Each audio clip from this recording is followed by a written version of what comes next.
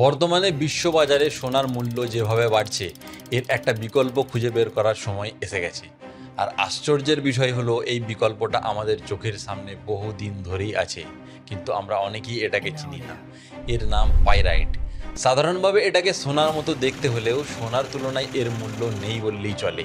এই পাইরাইট একটা সাধারণ খনিজ, যার রাসায়নিক গঠন Fe2, অর্থাৎ লৌহ সালফাইড।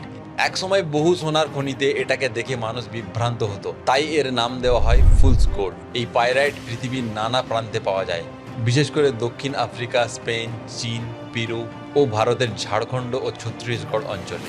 তবে এত দিন পর্যন্ত পাইরাইটকে ফুলস গোল্ড হিসেবেই অবহেলা করা হতো এবং এর আর্থিক বা শিল্প মূল্য প্রায় ছিল না বললেই চলে। তবে সাম্প্রতিক এক গবেষণায় দেখা গেছে এই পাইরাইটের মধ্যে সোনা লুকিয়ে থাকতে পারে। Curtain university, university of western Australia এবং চায়না ইউনিভার্সিটি অফ জিও সায়েন্সের এক যৌথ গবেষণায় জানা গেছে পাইরাইটের ভিতরে অণু পর্যায়ে ন্যানো ডিফেক্টিভ অঞ্চলে আসল সোনার অণু লুকিয়ে থাকে। অর্থাৎ পাইরাইটের ক্রিস্টালের গঠন যত বিকৃত, এর ভিতরে তত বেশি সোনা থাকার সম্ভাবনা। তবে এখানেই শেষ নয়।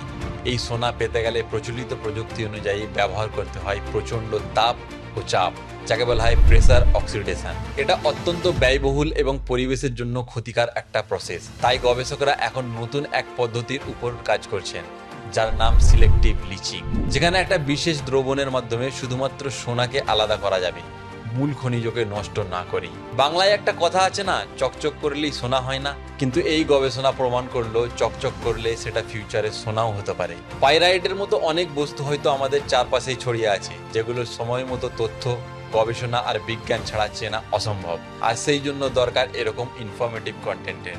তাই stay tune with the Bong data.